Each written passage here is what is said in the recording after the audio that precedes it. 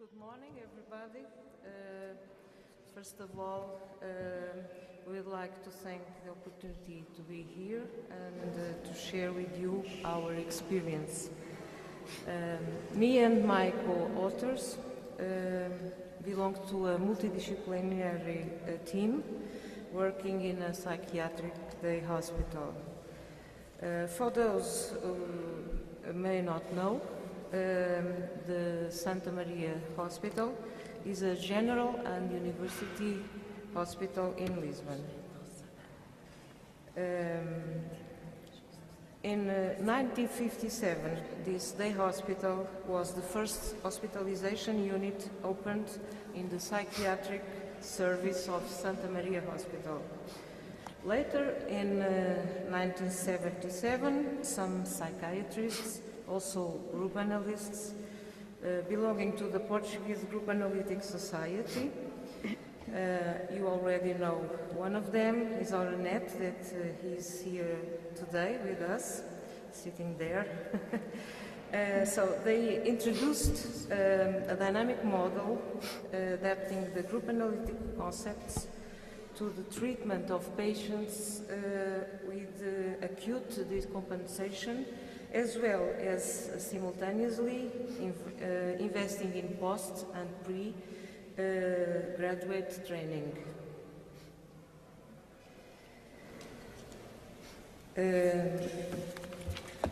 This is the picture of our day hospital, the main room where we do the multifamily group and the other groups.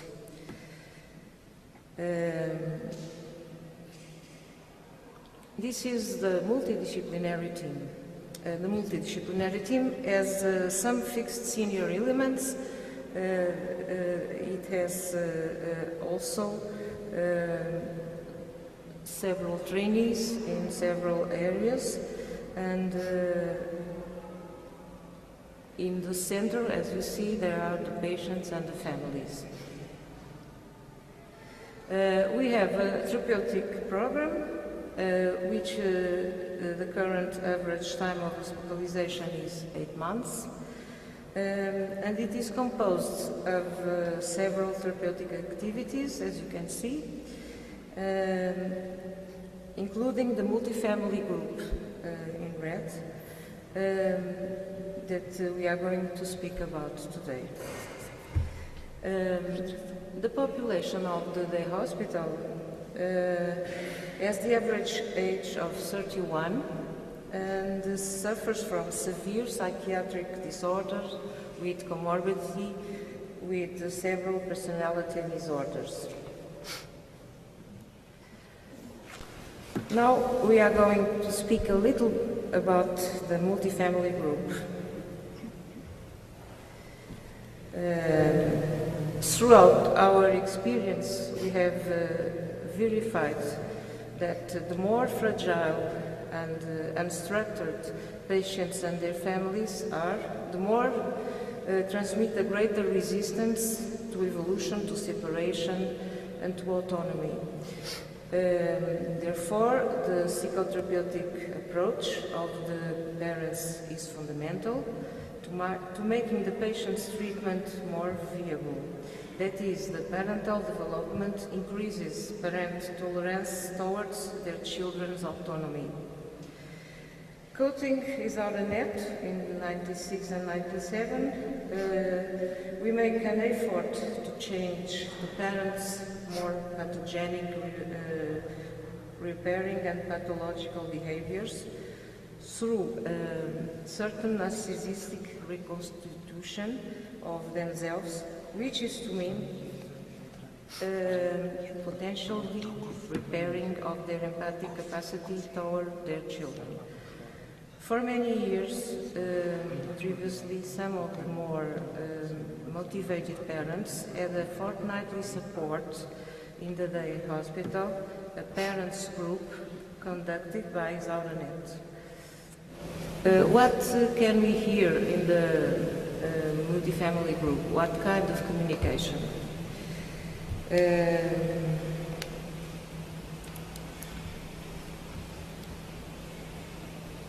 The multifamily group runs in a kind of free-floating discussion mode that is the equivalent to the free association in the psychoanalysis. And we have main topics. The main topic, the major main topic is dependence and autonomy. And the other topics are around this main topic. The families speak about, they complain about their relatives, they ask about medications and diagnoses, they expose their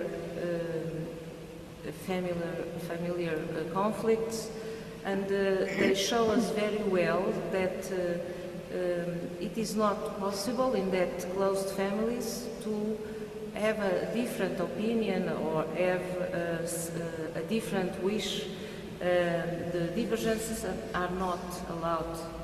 And they speak showing also the rivalry, the jealousy, and the envy that is projected and denied. Let's speak about the parent or the family's characteristics.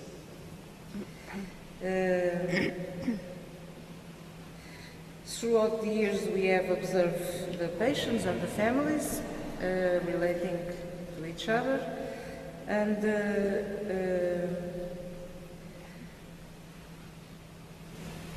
we have seen that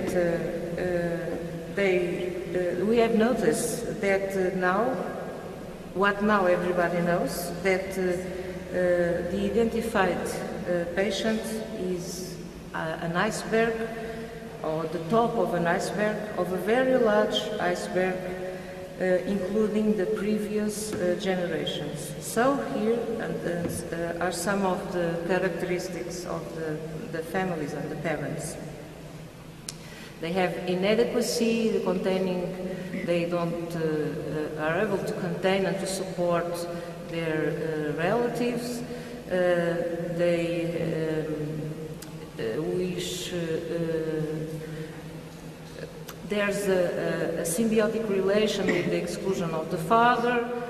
There's a latent or manifest conflictuality. We can see some parents parentify, I don't know if this is the correct word, the parentification of the children, and later on when they are adults they infantilize them. There's conflict in the couple several times, intrusiveness, immaturity, problems of identity and autonomy, lack of boundaries, mentalization deficits, empathic failures, very evident, and double-blind communication.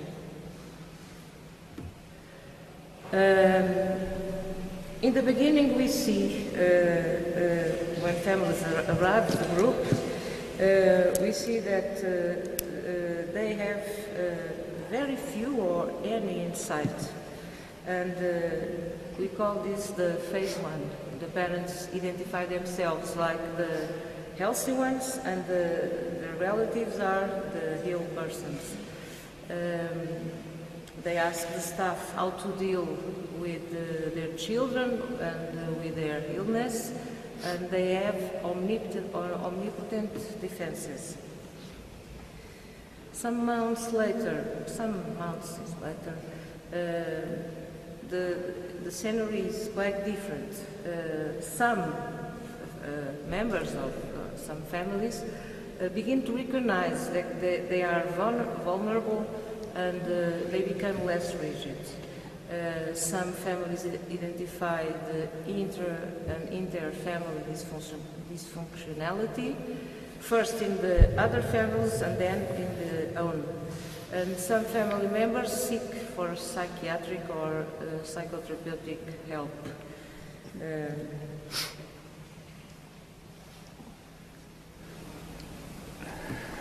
Now we are going to speak a little bit about an outcome assessment that my colleague Teresa Fiat, also a psychologist, is doing in these last years.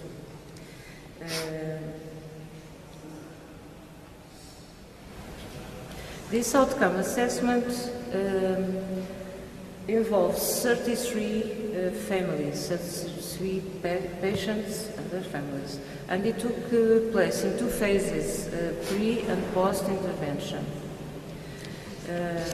She made a protocol consisting in the admission and in an interview, a non-structured interview to the patient and to the family. And we use a clinical measure that is the BOR-OM, the Evans, and the Portuguese version by Célia Salles.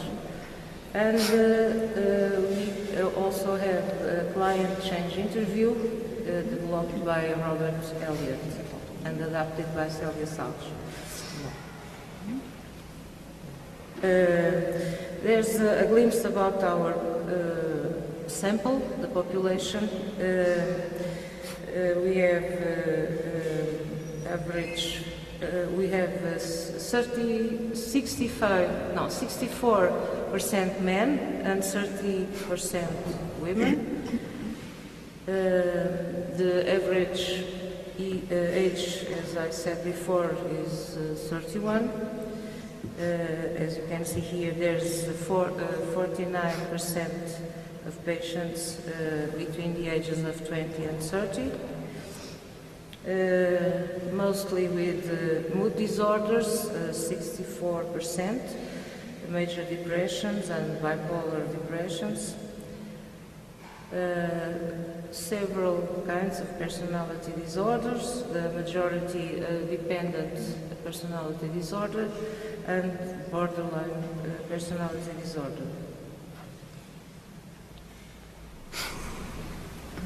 And these patients arrive to the hospital with 10 or more years of psychiatric treatment. You can see there 51% has more than 10 years.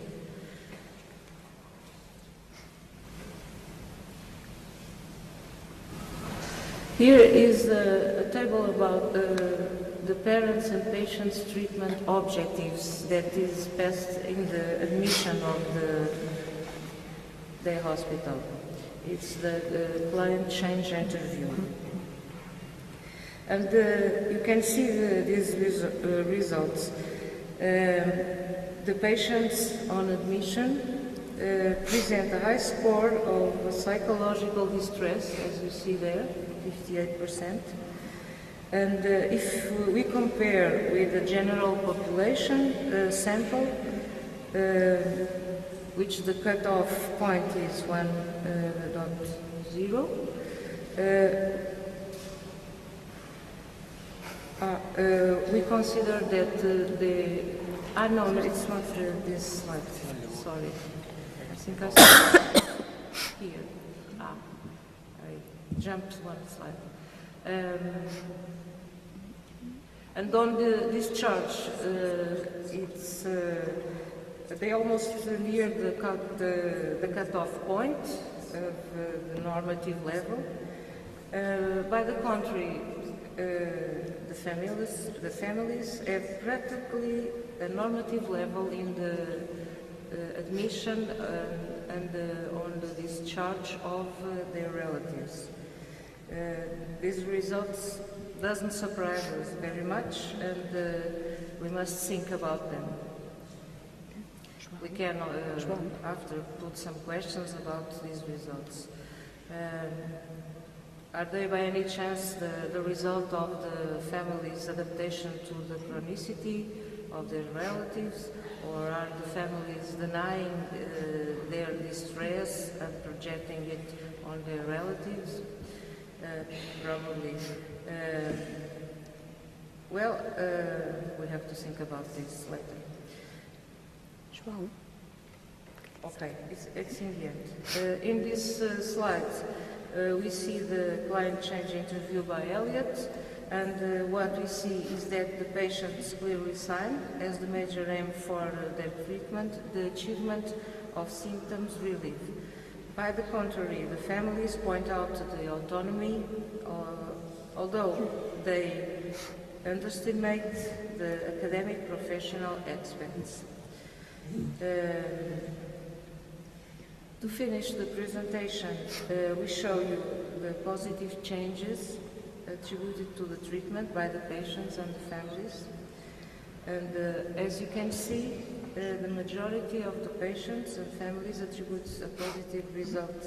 And if we were talking about effectiveness, this value would be considered a highly effective treatment. Thank you very much.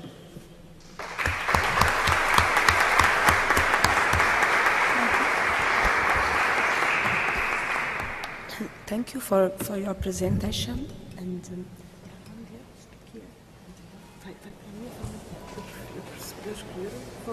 okay, now we are going to hear the second presentation. It's going to be Maria Nobre, that is a Portuguese psychologist who is working now in the United Kingdom, and she's going to speak about psychosis and moral treatment.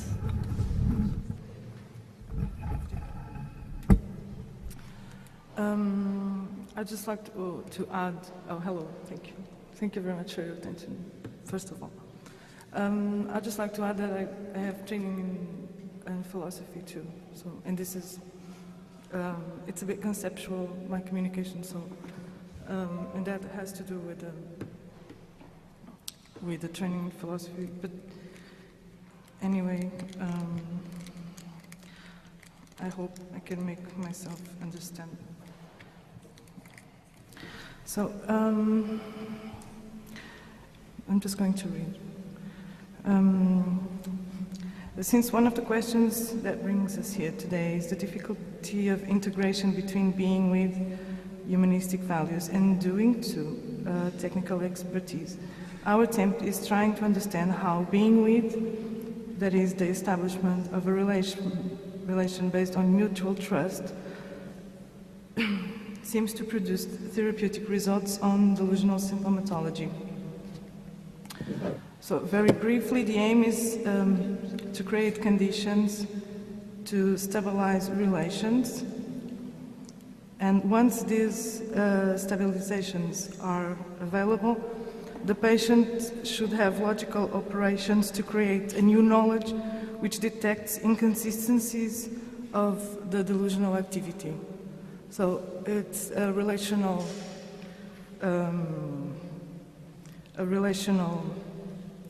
change produces a logical cognitive change. And we base this model in the therapeutic practice of the Center 388. So we know this works, and we're just trying to extract or grasp the principles that make their intervention work. So the 388 is the Center of Treatment of Severe Mental Illness in Quebec, Canada, managed by the group, the interdisciplinary group of Freudian Research and Clinic. According to Quentin, since 1982, we treated more than 100 psychotic patients with a success rate of 60%, which includes full remission of psychotic symptomatology, restoration of autonomy in personal and social functioning, familiar and professional integration, return to active life, and civic participation. So, 96% of these cases of full recovery are schizophrenics. The majority of them have received 4 to 15 hospitalizations and diverse therapeutic attempts. So what is remarkable about this work is that the result contradicts the prognosis of schizophrenia, as we all know, that tends to be very reserved and stabilized as a chronic condition. The type of intervention finds a remote influence in the so-called moral treatment and the subsequent model of therapeutic communities, in the sense that it crosses environmental intervention and therapeutic change. That which called our attention was Kantian's statement that the essential clinical work is carried out through an insistence that all the relations are mediated by speech and of always telling the truth and always saying always keeping your promises. And the most important role of the clinician is the need to maintain a position where social coexistence within the group is based on rules that everybody should submit, and that the relations of one person to another are defined solely by how the word enters in this relation. The relations between clients and medical staff, physicians, social workers, artists, psychiatrists, and administrators are treated and negotiated through an ethos of speech. So the patient commits to honor his word, as well as the clinicians commit to honor theirs. And they say this is the only guarantee that we work with. And they say they have they never had expressions of violence. They make this explicit, and they never had any expressions of violence. They don't have a broken object, never ever since 1982. And when they make this explicit, the patients themselves, they keep up to it, and it kind of tranquilizes them, knowing that there are no acting out, there are no curse words. They can't, for instance, curse. They can't. It's all based in the sense of we are speaking subjects, and that's what we work with, and that's it. So the patients themselves, they have this need, and they work to keep things stable.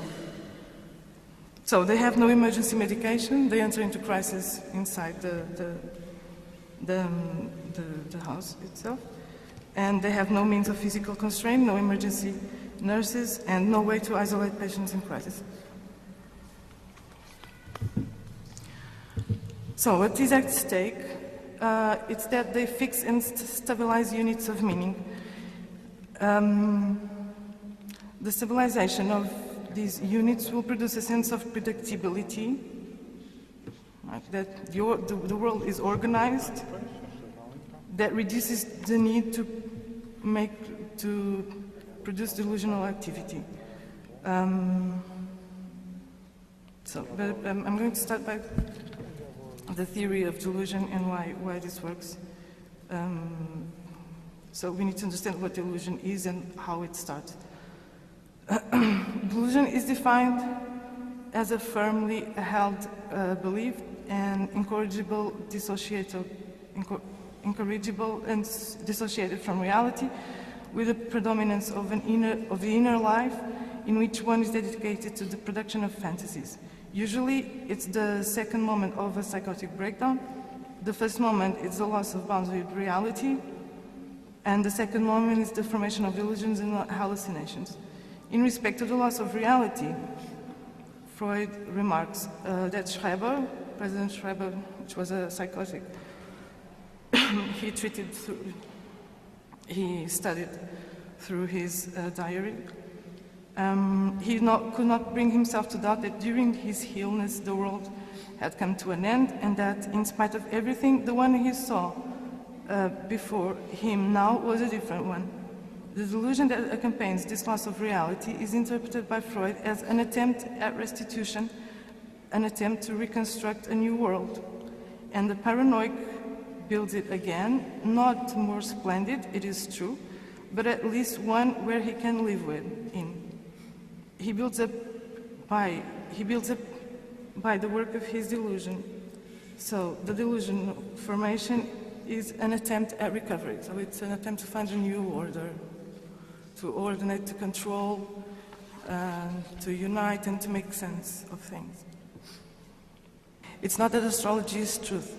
It's because we tend to identify things with ourselves and kind of forget or expel or not pay attention to negation, to what negates our own identity. So is this kind of turning things, kind of putting things together implies that we forget about the differences and kind of make everything similar. This is why, for instance, if we try to understand a delusion, we can understand it. For instance, if we have a patient that says, I am going, there's this boy who is always speaking about me and calling me names, and he doesn't shut up. This is really true delusion. We understand what he says, it's fine, we just know that it's not true. But it is a field of meaning, it has a significance and it's understandable. So the only thing is it's not actually happening, but it creates a sense, like it makes sense, like the subject feels that the world is somehow legible or understandable. Usually even a delusion is a way to make sense of the hallucinations. Like, why do I hear these things?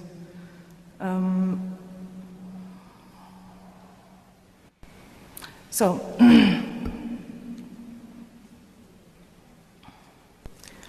this poses a problem for building the symptom in the plane of the understanding itself. So when in the neurotic, for instance, we have a lack of understanding. Something happens and the neurotic doesn't know why does it happen. The psychotic, he has an excess of understanding, like every sign is a message, every sign has a meaning. And so what we wanted is stop that over-interpretative activity. We want to neuroticize the psychotic and block the chain of associations. So, and what allows to stabilize the chain of associations and block overinterpretation is the stability of rules. What Lacan points as caption points or anchoring, calls anchoring points, in the sense that they produce fixed meanings. If I commit to what I say, this creates a predictability that stabilizes the universe. Insofar as the delusion was a way to create a new meaning and create a stability, it was a substitutive formation. Once we stabilize certain unities, the subject no longer needs to create a delusion and organize a private way to make sense. This stabilization is precisely dependent on the collective shared social agreements established through social codes by creating rules that are constant and integrate every subject in a shared reality. The psychotic breakdown means exactly that the anchoring points were lost and the world became unpredictable. It stopped making sense. So lying, cheating, pretending are all ways of dissociating meanings, breaking the stability, or introducing disorder, that what the psychotic subject interprets as a breakdown. If we don't maintain this stability, delusion starts, and so if we change the rules of the game, it increases the need to reorganize, impose, dominate, and submit external reality to imaginary totalizing content, what is commonly called the production of narcissistic defenses. It's in this sense that Coimbra de Matos also says that the analytic intervention in psychosis begins at the level of sustainable and sustained basic trust. Only by constructing a basic sense of security and trust in the analyst, we might structure the stability for an internal object, which can cope with the psychotic will to control. This is one of the hardest kernels of psychotic symptomatology, where the will to control it expresses itself negatively, the narcissistic defense as the refusal to relate.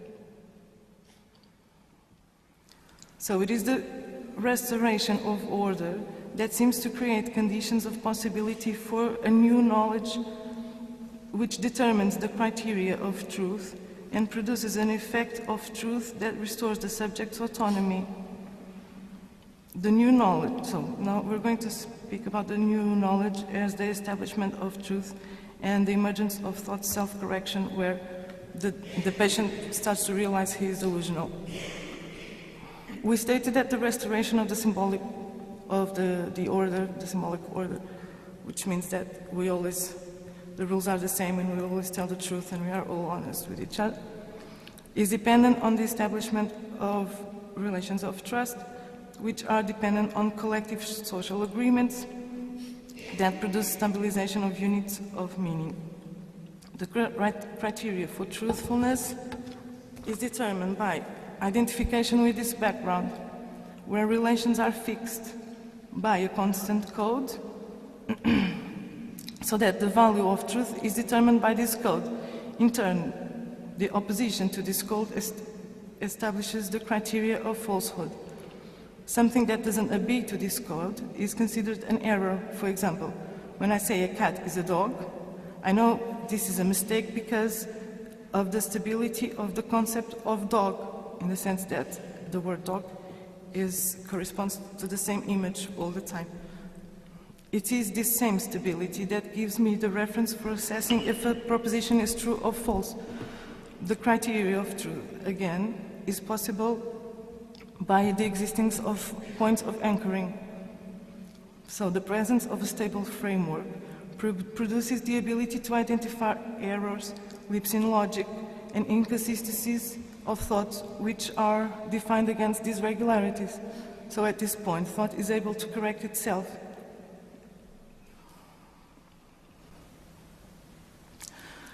So the mythical unconscious, the unconscious frame that mirrors this moment is where the subject is able to correct himself, is in Lacanian terms, means that the father, as the guarantor of the stability of the law, is able to submit or block the imaginary endless pleasure that the subject has in associating and making sense.